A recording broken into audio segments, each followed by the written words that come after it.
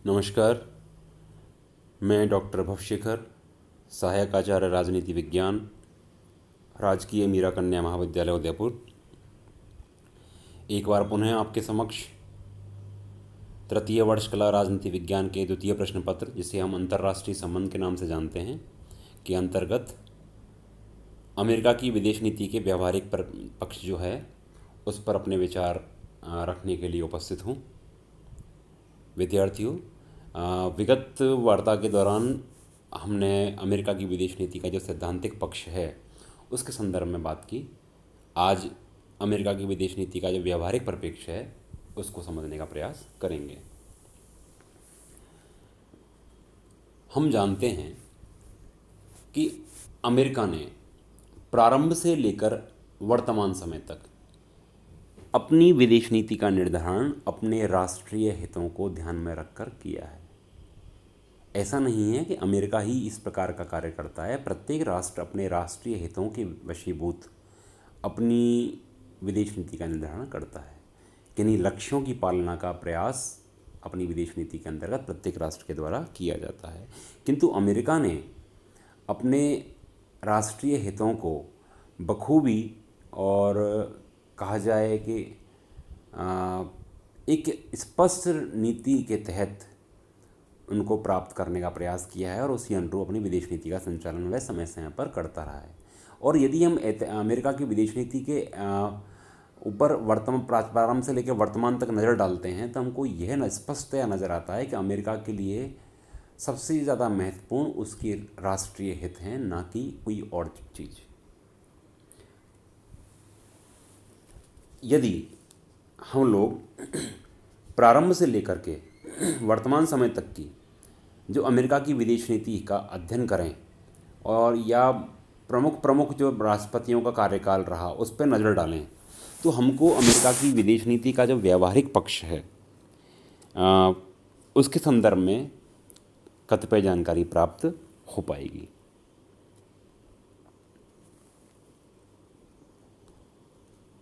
1783 में संयुक्त राज्य अमेरिका अटलांटिक महासागर के पश्चिम किनारे पर 13 छोटे छोटे राज्यों का संघात्मक राज्य स्थापित हुआ। धीरे धीरे करते करते ये 13 छोटे छोटे संघात्मक राज्य या 13 बस्तियां आज एक महाशक्ति के रूप में उभर कर वैश्विक पटल पर राज कर रही है। यहाँ तक की जो विकास यात्रा है, यदि हम इसको समझ लें तो हमको अमेरिका की विदेश नीति का व्यावहारिक पक्ष समझ में आ जाएगा।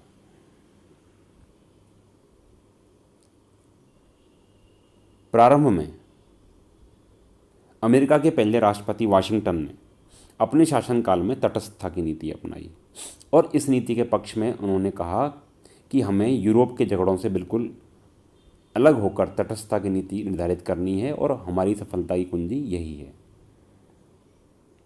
हमें किसी भी देश के साथ स्थायी संधियां और समझौते में नहीं बंधना चाहिए, केवल गंभीर अवस्था में ही अस्थायी संधि की जा सकती है।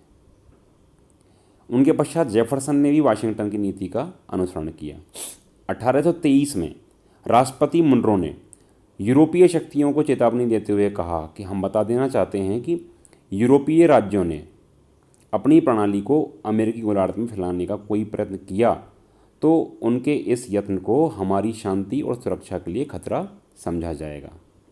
यदि यूरोपीय राष्ट्रों द्वारा हस्तक्षेप किया गया तो संयुक्त राज्य अमेरिका के प्रति अमित्रतापूर्ण रुख के अतिरिक्त कुछ और ना समझ सकेंगे।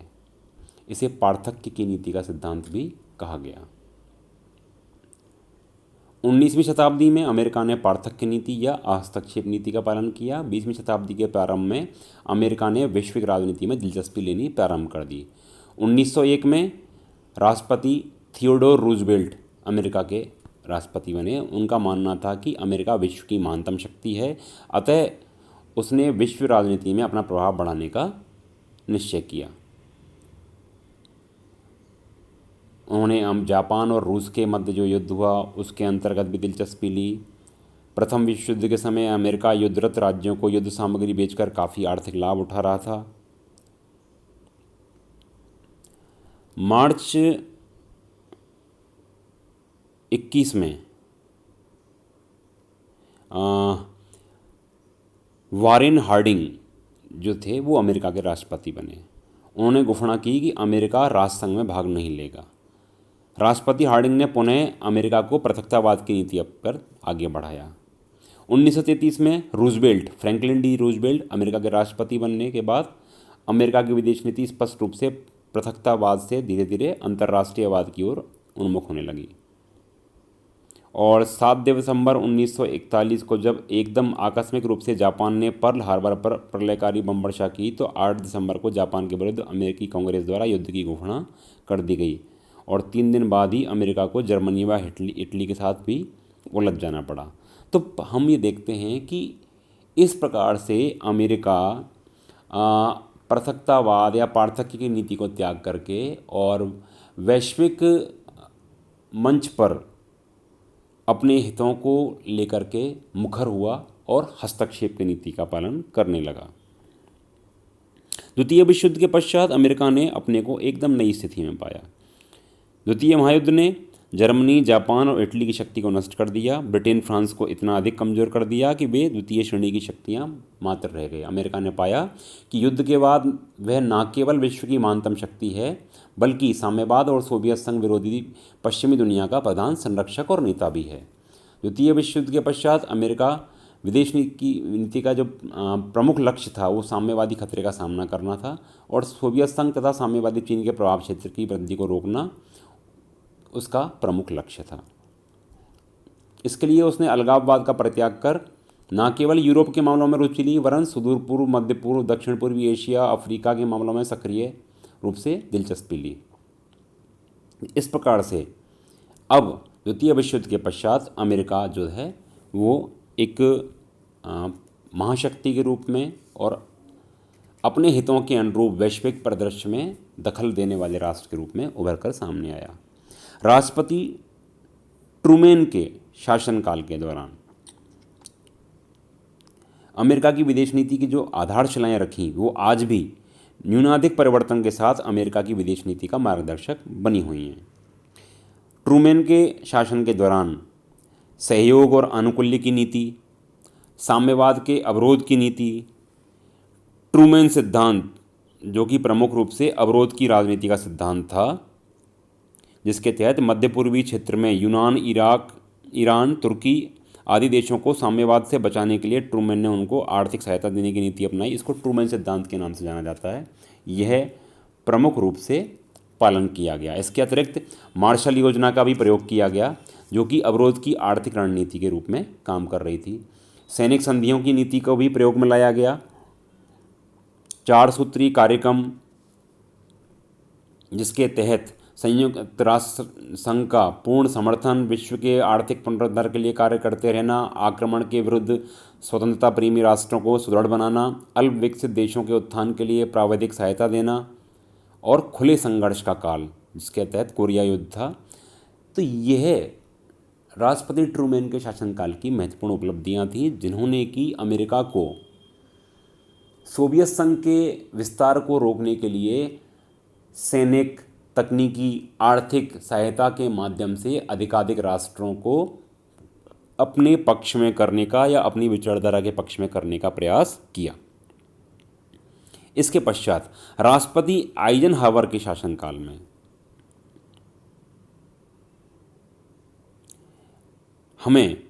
जब हम अमेरिका की विदेश नीति का अध्ययन करते हैं तो हमें ऐसा ज्ञात होता है कि राष्ट्रपति आइजनहावर ने अमेरिका की विदेश नीति में कोई मूलभूत परिवर्तन नहीं किया। आइजनहावर के काल में हम अमेरिका की विदेश नीति को संदर्भ में जब बात करेंगे तो इसका प्रमुख है आइजनहावर सिद्धांत। 1956 में स्वेज नहर संकट ने मध्य पूर्व में ब्रिटेन और फ्रांस के रहे सहे जो प्रभाव था उसको भी सदैव के लिए समाप्त कर दिया। अमेरिका ने ब्रिटेन, फ्रांस और इजराइल को स्पष्ट परामर्श दिया कि वे मिस्र पर अपना आक्रमण समाप्त कर दें। आक्रमणकारियों को स्वेज से हटना पड़ा और मध्य पूर्व में अमेरिका की सहानुभूति बढ़ गई। इस स्थिति में ब्रिटेन और फ्रांस के हट जाने से मध्य पूर्व में एक शक्ति शून्यता या वैक्यूम उत्पन्न हो गया और सोवियत संघ के दखल की या प्रभाव की स्थिति उत्पन्न हो गई। तो अमेरिका ने इस शक्ति शून्यता की स्थिति को भरना चाहा और इस क्षेत्र में साम्यवादियों के प्रसार को रोकने के लिए आइजनहॉवर का सिद्धांत प्रतिपादित किया गया।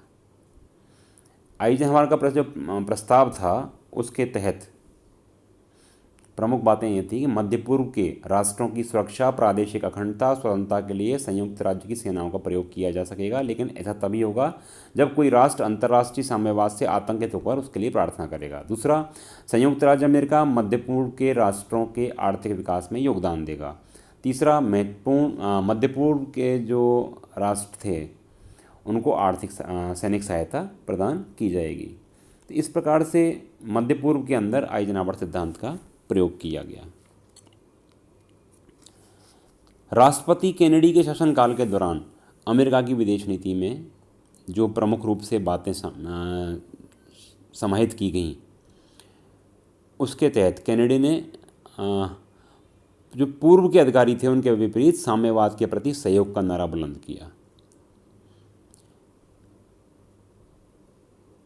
उन्होंने पश्चिमी जगत जो के संदर्भ में कहा कि हमारा ये वफादारी का वचन है। अमेरिका के पुराने मित्र राष्ट्रों से केनेडी ने वफादार मित्रों की निष्ठा देने का वायदा किया और उसको निभाया।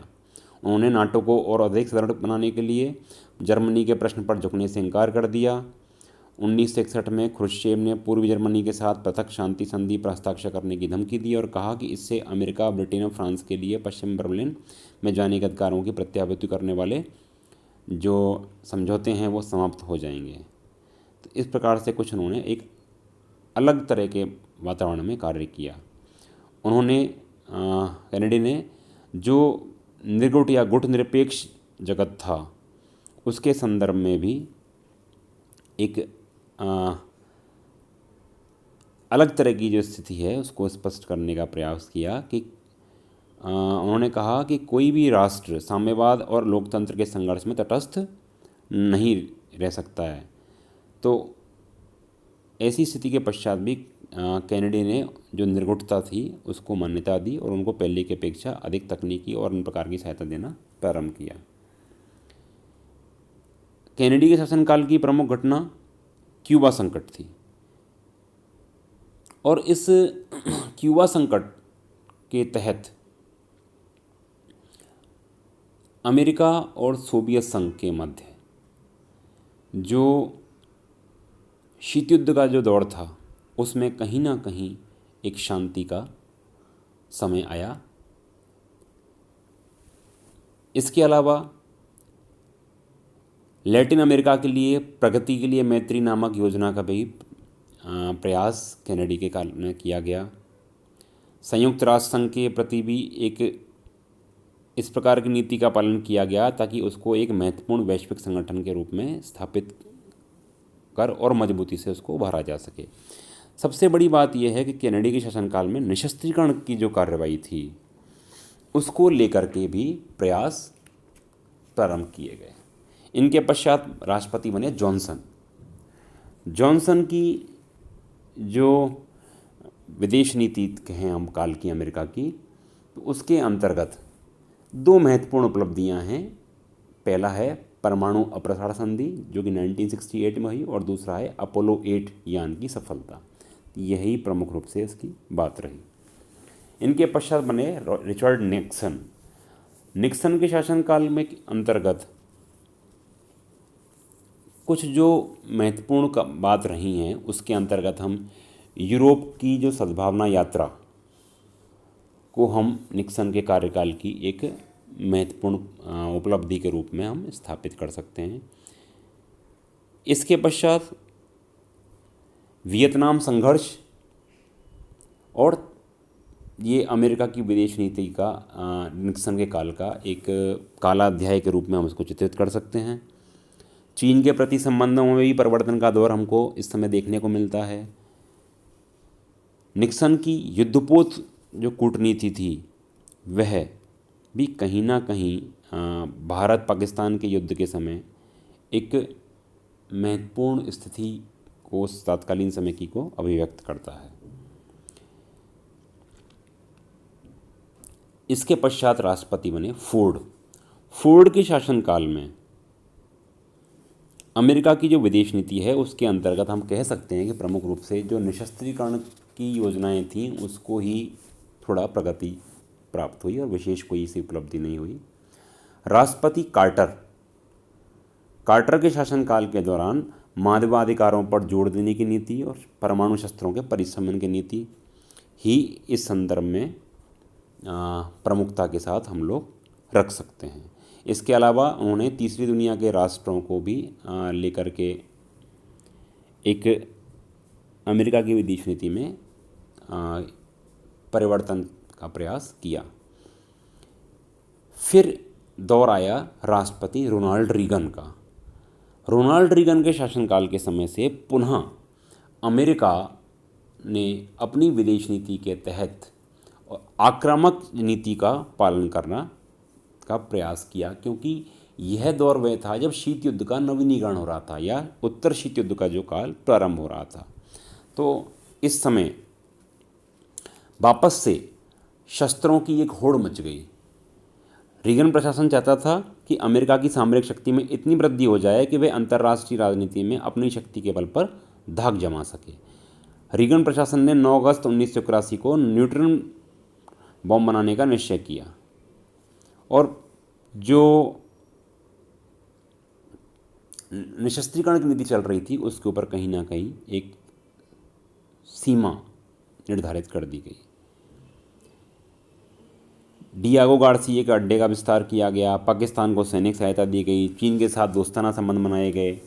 अमेरिका जो है वो विकासशील देशों के लिए एक आर्थिक सहायता प्रदान करने का प्रयास करने लगा। ये कुछ ना कुछ एक महत्वपूर्ण वे बातें थीं जो इनके शासनकाल के दौरान हमको देखने को मिलती हैं। इसके अलावा फिर राष्ट्रपति बने जॉर्ज बुश। जॉर्ज बुश ने अमेरिका की विदेश नीति के तहत उनके शासनकाल में हमको एक नवीन स्थिति देखने को मिलती है, क्योंकि यह वह समय था जबकि शीत युद्ध का अंत हो रहा था और सोवियत संघ जो कि अमेरिका का प्रमुख विरोधी था वह अपनी शक्ति में बिल्कुल क्षीण हो चुका था। अब अमेरिका एकमात्र महाशक्ति के रूप में वैश्विक पटल पर था, जिसने कि इस दौरान निशस्त्रीकरण की जो गतिविधि थी उसको प्रमुखता प्रदान करने का प्रयास किया गया। इनका महत्वपूर्ण घटना इनके दौर की कहलाती है खड़ युद्ध, जिसने कहीं ना कहीं एक वैश्विक परिदृश्य में एक वापस से गर्म माहौल बनाने का प्रयास किया।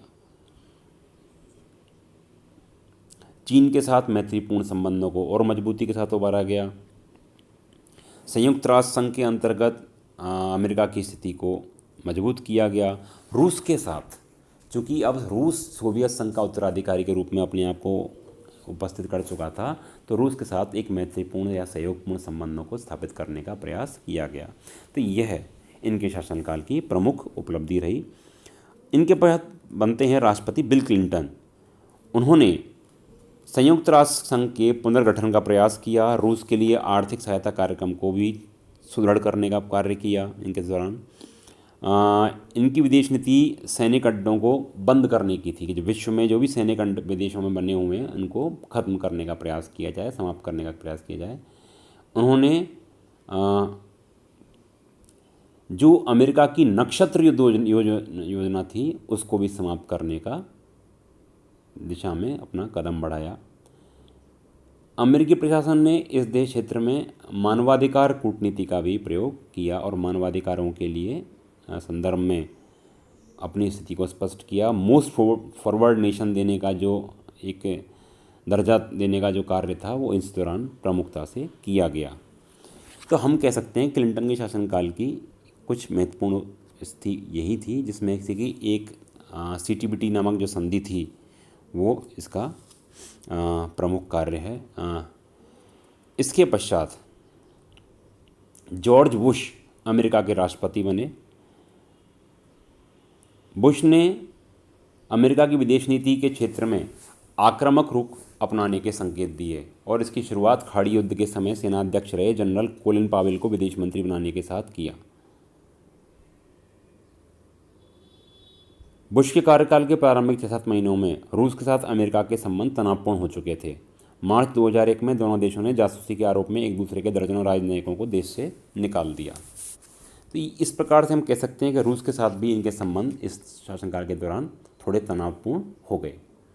अमेरिका और चीन के रिश्तों में भी तनाव आया। भारत के साथ अमेरिका के संबंध थोड़े सुदृढ़ हुए। तो हम कह सकते हैं कि इस दौरान कहीं ना कहीं अमेरिका पुनः आक्रामक नीति का पालन करने लगा, जिसके तहत इराक पर आक्रमण किया गया, ईरान को चेतावनी दी गई। तो ये कुछ चीज़ें इस प्रकार की हैं जो कि हमको देखने को मिलती हैं। इनके पश्चात समय आता है बराक ओबामा का।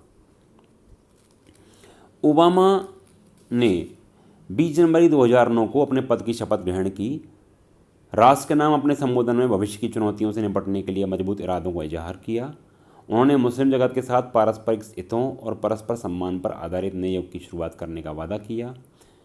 इराक व अफगानिस्तान के युद्धों, इजरायली हमलों के परिप्रेक्ष्य में मुस्लिम देशों में अमेरिका के प्रति जो रोष व्याप्त था उसको सीमित करने के लिए कदम उठाया। भारत के प्रति सकारात्मक नीति अपनाई। ईरान के प्रति नरम और सौम्य दृष्टि अपनाई। अफगानिस्तान पाकिस्तान के प्रति नया दृष्टिकोण अपनाया। एशिया के प्रति लचीला रुख अपनाया।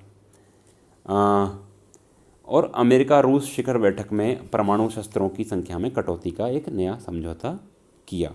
तो इस प्रकार से हम कह सकते हैं कि राष्ट्रपति ओबामा के कार्यकाल के दौरान अमेरिका की जो स्थिति थी वह एक नवीन रूप में हमको देखने को मिली।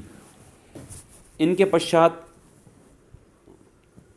वर्तमान समय में डोनाल्ड ट्रंप अमेरिका के राष्ट्रपति हैं। ट्रंप के शासनकाल के दौरान अमेरिका की विदेश नीति एक मिश्रित दौर से गुजर रही है, जहां पर कुछ क्षेत्रों में अमेरिका ने आक्रामक नीति का पालन किया है और कुछ क्षेत्रों में जो परंपरागत रूप से अमेरिका की विदेश नीति चली आ रही है उसको ही प्रमुखता से अपनाने का प्रयास किया है। ट्रंप के शासनकाल के दौरान जो वीज़ा देने की नीति है अमेरिका की, वह कहीं ना कहीं उसका मूल्यांकन करके पुनर्निर्धारण करने का प्रयास किया गया है। ट्रंप ने जो कुछ फैसले इस प्रकार से लिए हैं जो कहीं ना कहीं अमेरिका की विदेश नीति की जो परंपरागत पद्धति है उससे अलग हटकर प्रतीत होते हुए हमको दिखलाई पड़ते हैं।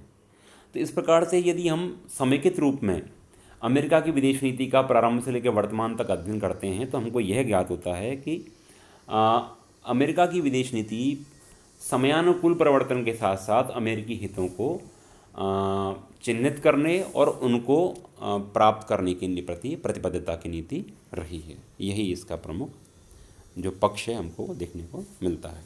धन्यवाद।